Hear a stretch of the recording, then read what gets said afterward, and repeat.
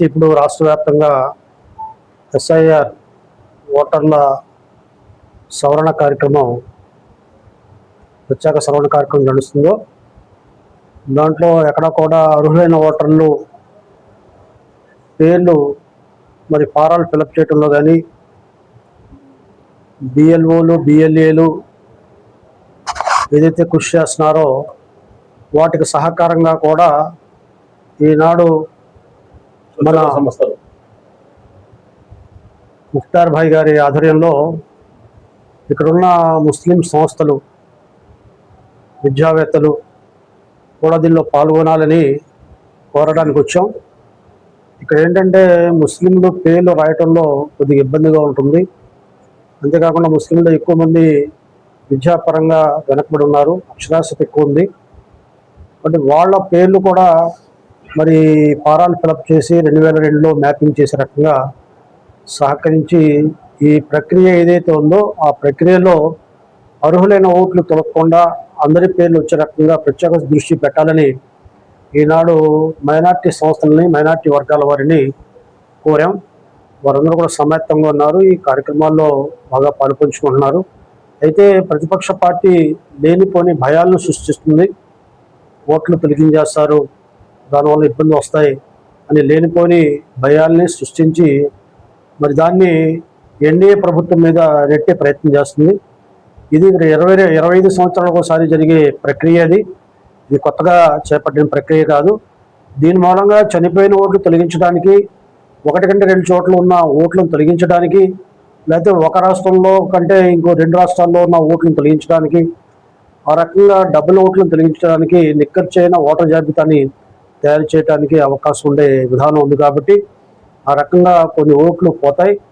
కాబట్టి ఇది ఒక రకంగా నిర్దిష్టమైన ఓటర్ జాబితా తయారు చేసే ప్రక్రియ. కాబట్టి దీనిలో అందరూ పాల్గొనాలని, ఎక్కడ కూడా నిర్లక్ష్యం చేయొద్దని, ఏదైతే ముసాయిదా జాబితా రాబోతుందో రేపు రాబోయే నెల ఆగస్టు నెలలో ఆ ముసాయిదా జాబితాలో అర్హుల పేర్లన్నీ ఉండే రకంగా మనం చూసుకోవాలి. కొత్త ఓట్లు కూడా చేర్పించుకునే అవకాశం ఇప్పుడు ఉంది.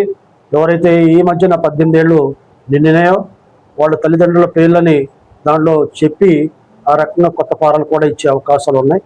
పేర్లు కూడా సవరించుకునే అవకాశం ఉంది. ఇది ఈరోజు 2 సంవత్సరాల ప్రభుత్వ పరిపాలన కాలంలో మరి చంద్రబాబు నాయుడు గారు అన్ని రకాలుగా కూడా అభివృద్ధి ఒకవైపు, సంక్షేమం ఒకవైపు చక్కగా బ్యాలెన్స్ చేసుకుంటూ ముందుకు సాగుతున్నారు. అయితే ప్రత్యేకంగా మైనార్టీస్ విషయంలో లేనిపోని అబండాలు, అపోహలు సృష్టించే ప్రయత్నం ఈనాడు వైఎస్ఆర్సీపీ నాయకులు చేస్తున్నారు.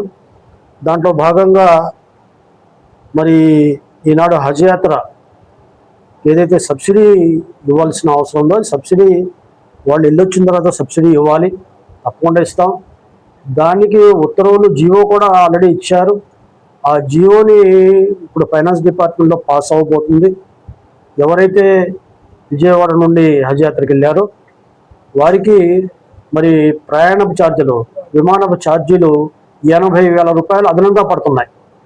కాబట్టి ఆ 80,000 రూపాయలు హైదరాబాదు, బెంగళూరు నుంచి వెళ్ళే వాళ్ళకంటే అదనపు ఛార్జీలు పే చేయాల్సిన అవసరం వస్తుంది. కాబట్టి ఈనాడు 1,00,000 రూపాయలు సబ్సిడీ ఇవ్వాలి వాళ్ళకి, విజయవాడ నుంచి వెళ్ళే వాళ్ళకి అని ప్రభుత్వం నిర్ణయించి ఆ రకంగా జీవో ఇచ్చారు. రేపో మాపో ఆ 1,00,000 రూపాయలు వాళ్ళ అకౌంట్లో పడతాయి. కానీ గత ప్రభుత్వం మరి కేవలం 30,000, 60,000 కొందరికి ఇచ్చింది, కొందరికి ఇవ్వలేదు. అటువంటి వాళ్ళు ఈరోజు పత్రికల్లో మరి ఈనాడు ప్రభుత్వాన్ని విమర్శించే పరిస్థితి వచ్చింది.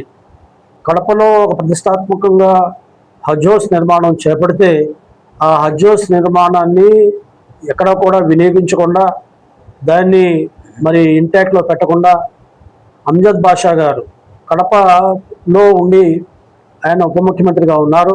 ఆయన కనుసైగలో కోటవేటు దూరంలో ఉన్న హజ్ హౌస్ ఈరోజు పాడుపడ్డ మరి భవనంలాగాను, అసాంఘిక శక్తులు అక్కడ చేరుకుని అసాంఘిక కార్యక్రమాలు చేసే మరి అడ్డాగాను మార్చిన ఘనత మరి వైఎస్ఆర్సీపీ ప్రభుత్వంలో వచ్చింది. ఈరోజు చంద్రబాబు నాయుడు గారు ఏదైతే హజ్ హౌస్ మనం నిర్మించామో అందులో మసీదు కూడా ఉంది, దాన్ని పునర్నిర్మించాలి. దానికి ఎంత అవుతుందో ఎస్టిమేట్స్ తయారు చేసి అన్నీ కూడా పునర్నిర్మించి దాంట్లో హజ్ యాత్రకు వెళ్ళేటప్పుడు తరబిది ఇవ్వడానికి ఉపయోగించడం 1 నెల. మిగతా రోజులలో ఎవరైతే పిల్లలు ఉంటారో, ఉద్యోగం రాక ఉన్న పిల్లలు ఉంటారో, చదువుకున్న పిల్లలు ఉంటారో, నిరుద్యోగులు ఉంటారో వాళ్ళకి మరి అక్కడ స్కిల్ డెవలప్మెంట్ చేపట్టాలి అని చంద్రబాబు నాయుడు గారు మన కలెక్టర్ల సమావేశంలో గత వారం 10 రోజులు జరిగిన కలెక్టర్ సమావేశంలో చెప్పడం జరిగింది. కాబట్టి ఈనాడు ప్రభుత్వం మైనార్టీ వర్గాల మనోభావాలకు తగ్గట్టుగా, ఆధ్యాత్మిక దానికి తగ్గట్టుగా ఈనాడు మేము ప్రయత్నాలు చేస్తున్నాం. గతంలో 3,000 కోట్ల రూపాయలు వాళ్ళు ఖర్చు పెడితే ఈనాడు 6,500 కోట్ల రూపాయలు ఈనాడు మైనార్టీల సంక్షేమం కోసం మేము ఈనాడు ప్రభుత్వ పరంగా విద్య కోసం కానీ, అదే రకంగా సంక్షేమ కార్యక్రమాల కోసం కానీ, పెన్షన్ల కోసం కానీ, మరి హాస్టళ్ల కోసం కానీ, ఫీజు రింబర్స్మెంట్ కోసం కానీ అన్ని రకాలుగా ఖర్చు పెట్టి గతంలో కంటే మిన్నగా మేము ఖర్చు పెడుతున్న వైనాన్ని కూడా ఈ సందర్భంగా గమనించాలి. ఈరోజు మరి మైనార్టీ వర్గాలను మేము కోరుతున్నాం, ఇక్కడ మరి ఎవరు కూడా భయపడవలసిన అవసరం లేదు. అసాంఘిక శక్తులు కానీ, మత ద్వేషాలు రెచ్చగొట్టే వాళ్ళు కానీ ఉంటే దాన్ని పూర్తిగా కంట్రోల్ చేస్తాం. ఎక్కడ కూడా ఉపేక్షించే పరిస్థితి లేదు. లౌకికవాదం, మత సామరస్యం కాబట్టిలో ముందుంటాం. మరి ఈనాడు వాళ్ళ పత్రికలో కూడా రాశారు, విజయవాడ ఎంబార్గేషన్ పాయింట్, విజయవాడ నుండి హజ్కి వెళ్ళే మరి ఇంటర్నేషనల్ ఎయిర్పోర్ట్ విజయవాడ ఉందో దాన్ని మేమే సాధించాం. గతంలో 2019 వరకు మేమే ఆ ఎంబార్గేషన్ పాయింట్ అక్కడి నుంచి వెళ్ళాలి, హజ్ యాత్రకు వెళ్ళటానికి విమానం రావాలని చెప్పి మేమే సాధించాం. ఈనాడు అది తీసేయాలని చంద్రబాబు నాయుడు గారు మరి కేంద్ర ప్రభుత్వానికి ఉత్తరం రాశారు, లేఖ రాశారని అది కూడా బ్లూ మీడియాలో ప్రచారం చేస్తున్నారు. ఇవన్నీ అవాస్తవాలు. విజయవాడ రాబోయే రోజుల్లో ఎక్కువ మందిని విజయవాడ హజ్ యాత్ర నుండి పంపించడానికి ప్రయత్నం చేస్తున్నాం. అదే రకంగా మా చైర్మన్ గారు కూడా మరి ఈరోజు గతంలో మేము మహిళలకి 11,000 మందికి మహిళలకి టైలరింగ్ ట్రైనింగ్ ఇచ్చాం. వాళ్ళకి ఉచితంగా మిషన్లు కూడా ఇచ్చాం.